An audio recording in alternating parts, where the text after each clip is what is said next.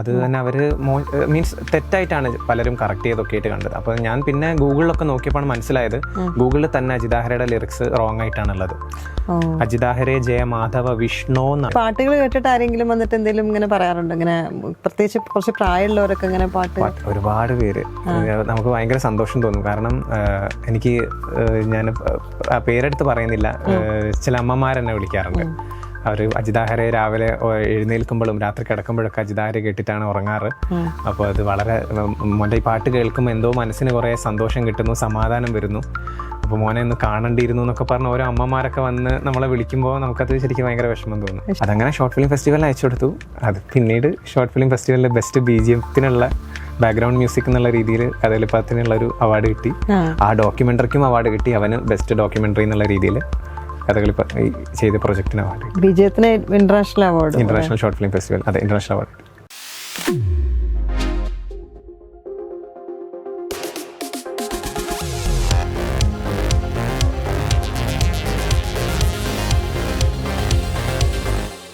ഒരുപാട് എൻക്വയറീസ് വരുന്നുണ്ടല്ലോ കഥകളി പഠിക്കാൻ വേണ്ടിയിട്ട്. ഒരുപാട് പേരുണ്ട് പഠിക്കാൻ ഇഷ്ടം. ഞാൻ അറിയില്ലായിരുന്നു, ഞാൻ ആക്ച്വലി അറിയില്ല എത്രയും പേർക്ക് കഥകളി സംഗീതം പഠിക്കാൻ ഇങ്ങനെ ആഗ്രഹിക്കുന്നവരുണ്ടെന്നുള്ളത് ആ ക്ലാസ് തുടങ്ങിയതിന് ശേഷം ഇപ്പോൾ മനസ്സിലാവുന്നത്. ഒരുപാട് പേരുണ്ട്. എല്ലാവരും ബാക്ക് ടു പഴമയെന്ന് അല്ലേ?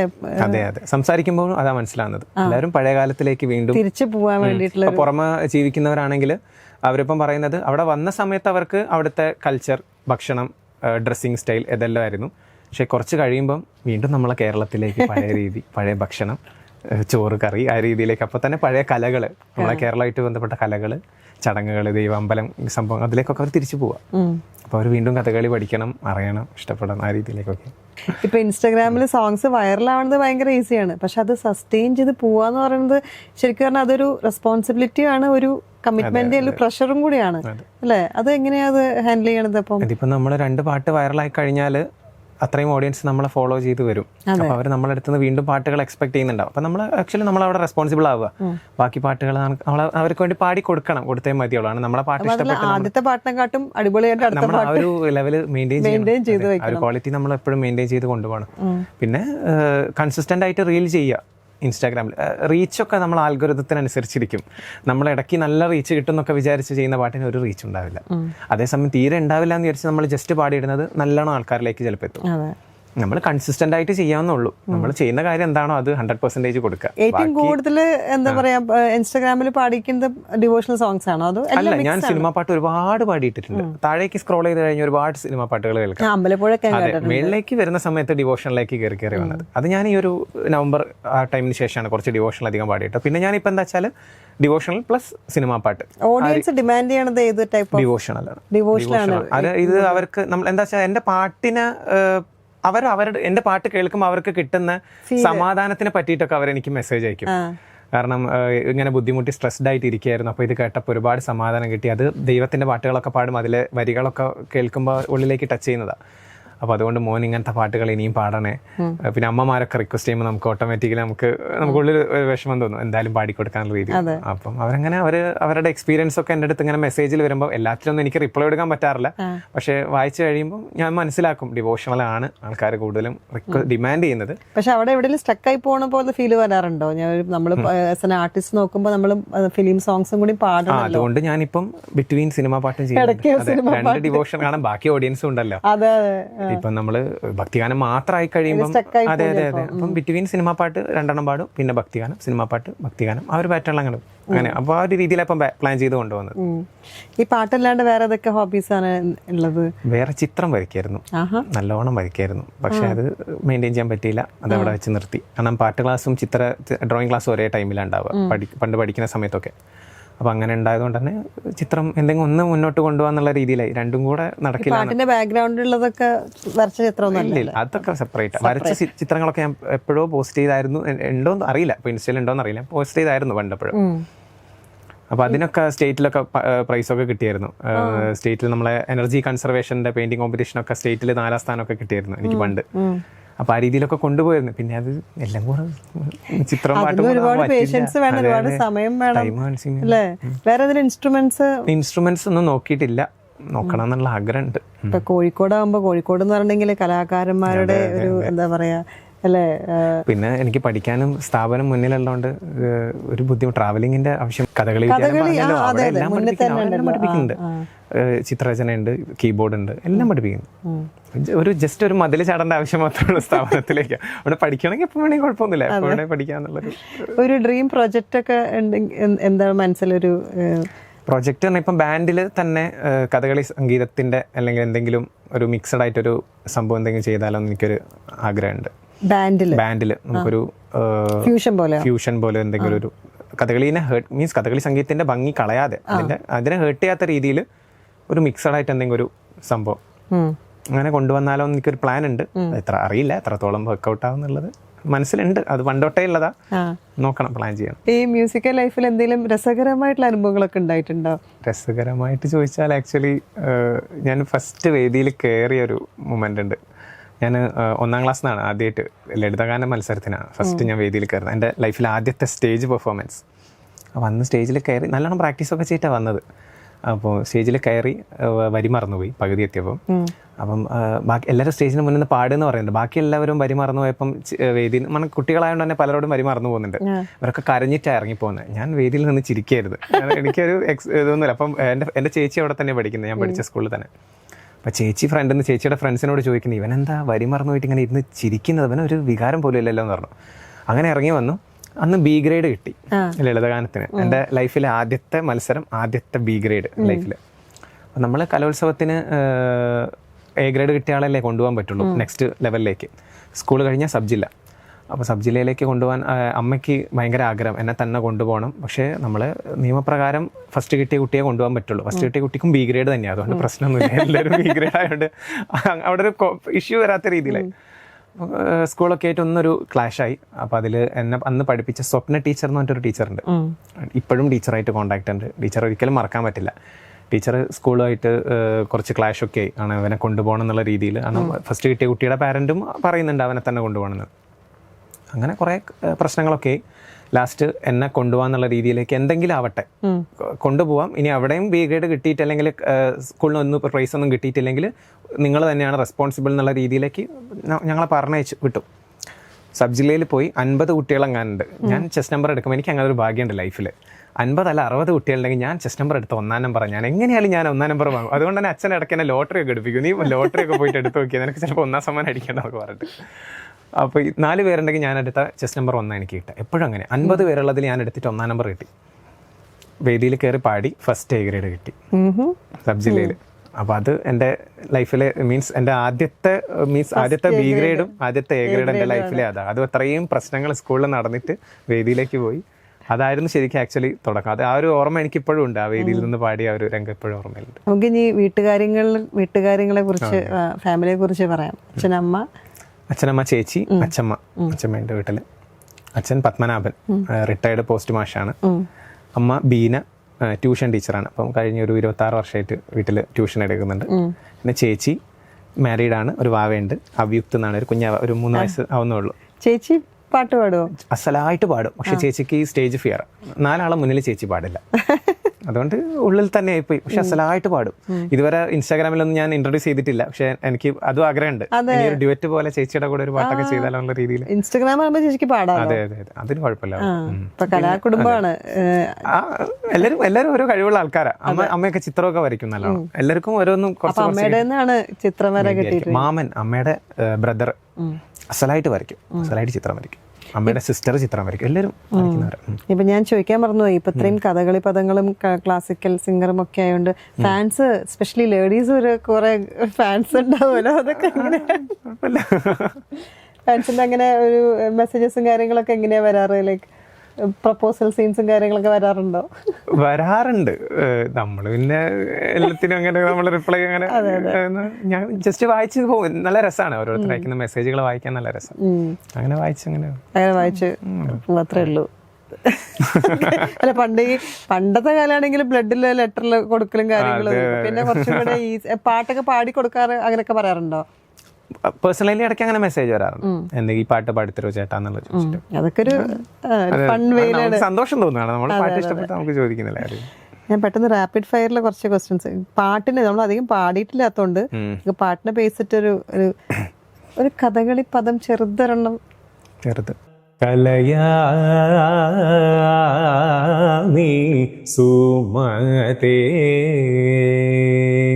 ഭൂസുര മൗലേ കലയാമി സുമതേ ഭൂസുര മൗലേ കലയാമി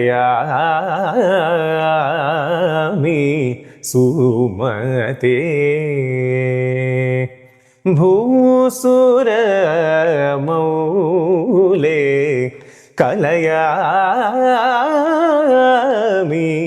സുമതേ.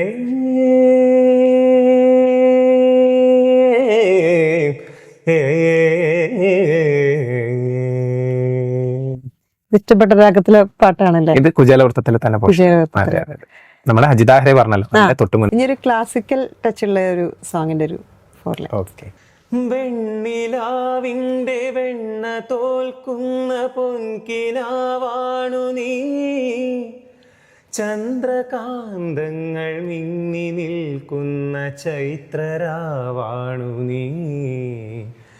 വെണ്ണിലാവിൻ്റെ വെണ്ണ തോൽക്കുന്ന പൊൻകിനാവാണു നീ, ചന്ദ്രകാന്തങ്ങൾ മിന്നി നിൽക്കുന്ന ചൈത്രരാവാണു നീ. മാരോത്സവത്തിൻ മന്ത്രകേളി മന്ദിരത്തിങ്കൽ മഴത്തുള്ളി പൊഴിക്കുന്നു മുകിൽ പക്ഷിയുടെ നടനം. തിരനുരയും ചുരുൾമുടിയിൽ സാഗര സൗന്ദര്യം. അടിപൊളി. ഇനി എല്ലാ ഫാൻസിനും വേണ്ടിയിട്ടൊരു റൊമാൻറ്റിക് സോങ്. ഓക്കെ, ഞാൻ പാടിയിട്ട പാട്ടിന് അമ്പലപ്പുഴ ഒരുപാട് പേർക്ക് ഇഷ്ടപ്പെട്ട ഒരു പാട്ടാണ്. അഗ്നിസാക്ഷിയായിലത്താലി ചാർത്തിയൻ ആദ്യാനുരാഗം ധന്യമാകും. മന്ത്രകോടിയിൽ ഞാൻ മൂടി നിൽക്കവേ ആദ്യാഭിലാഷം സഫലമാകും.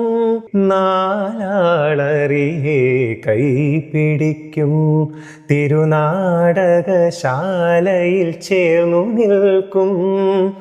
നാലാളറിയെ കൈപിടിക്കും തിരുനാടകശാലയിൽ ചേർന്നു നിൽക്കും. യമുനാ നദിയായി കുളിരലയിളകും നിലവിൽ അമ്പലപ്പുഴി ഉണ്ണിക്കണ്ണനോടു നീ എന്തു പരിഭവം മെല്ലയോതി വന്നുവോ. നല്ലൊരു അടിപൊളി പാട്ട്. ഇനിയൊരു ഇമോഷണൽ ആയിട്ട് ഇങ്ങനെ ഒരു വിരഹം ഇല്ലാന്ന് പറയാം, പക്ഷെ നല്ലൊരു വിരഹം. പറയൂ നിൻ കൈകളിൽ കുപ്പിവളകളോ മഴവില്ലിൻ മണി വന്ന പൊട്ടുകളോ അരുമയാം നെറ്റിയിൽ കാർത്തികരാവിൻ്റെ അണിവിരൽ ചാത്തിയ ചന്ദനമോ ഒരു കൃഷ്ണ തുളസിതൻ നൈർമല്യമോ നീയൊരു മയിൽപ്പീലിതൻ സൗന്ദര്യമോ നീയൊരു മയിൽപ്പീലിതൻ സൗന്ദര്യമോ ഹൃദയത്തിൻ മധുപാത്രം നിറയുന്നു സഖിനീർ ഋതുദേവതയായ അരികിൽ നിൽക്കേ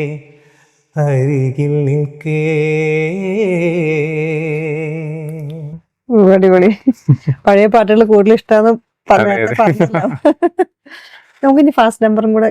ഫാസ്റ്റ് നമ്പർ ഓക്കെ, നമുക്കൊരു ഹിന്ദി പാട്ട് കേൾക്കാം. ബാൻഡിൽ പാടുന്ന പാട്ടായിരിക്കും. അതെ, നമ്മൾ ബാൻഡ് ഷോയിൽ കുറച്ച് ഫാസ്റ്റ് പാട്ട് കേൾക്കാം. ഗുലാബി ആംഖേ जो तेरे देखे शराबी ये दिल हो गया संभालो मुझको ओ मेरे यारो संभलना मुश्किल हो गया गुलाबी आंखें जो तेरे देखी शराबी ये दिल हो गया संभालो मुझको ओ मेरे यारो संभलना मुश्किल हो गया दिल में मेरे ख्वाब तेरे तस्वीर जैसे हो दीवार पे तुझ पे फिदा मैं क्यों हुआ आता है गुस्सा मुझे प्यार पे. വോയിസ് കൺട്രോളിങ് എങ്ങനെയാണ്, അല്ലെങ്കിൽ മോഡുലേറ്റ് ചെയ്യണത് എങ്ങനെയാണ് കഥകളിയിൽ? ഓരോ കഥകൾക്കും നമ്മൾ അതിനനുസരിച്ചിട്ട് വോയിസിനും മോഡുലേഷൻ കൊടുക്കണ്ടേ? അതിപ്പോൾ നമ്മൾ കഥാപാത്രങ്ങൾ വേദിയിൽ അരങ്ങത്തുള്ള കഥാപാത്രങ്ങൾ എങ്ങനെയാണോ കഥാപാത്രങ്ങൾക്ക് ആവശ്യമുള്ള ഭാവം നമ്മൾ പാട്ടിൽ കൊണ്ടുവരാന്നുള്ളതാണ്. ഇപ്പം നമ്മൾ കൃഷ്ണവേഷത്തിന് പാടുന്ന പോലെ ആയിരിക്കില്ല ഇപ്പം വേറെ എന്താ പറയുക നമ്മൾ ഹനുമാനെ പോലത്തെ വേഷമൊക്കെയാണ് വേദിയിൽ വരുന്നത് വെച്ചാൽ നമ്മളെ പാടുന്ന രീതിക്കും അതിനുള്ളൊരു മാറ്റം വരും. ഇപ്പം എക്സാമ്പിൾ പറയുകയാണെങ്കിൽ ഇപ്പം അജിതാരെ കേട്ടിട്ടുണ്ടാവും, കുചേലവൃത്തത്തിലെ വളരെ ഇമോഷണൽ ആയിട്ടുള്ളൊരു പോർഷനാണ്.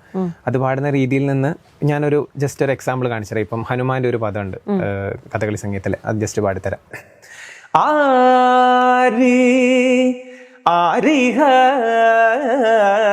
വരുന്ന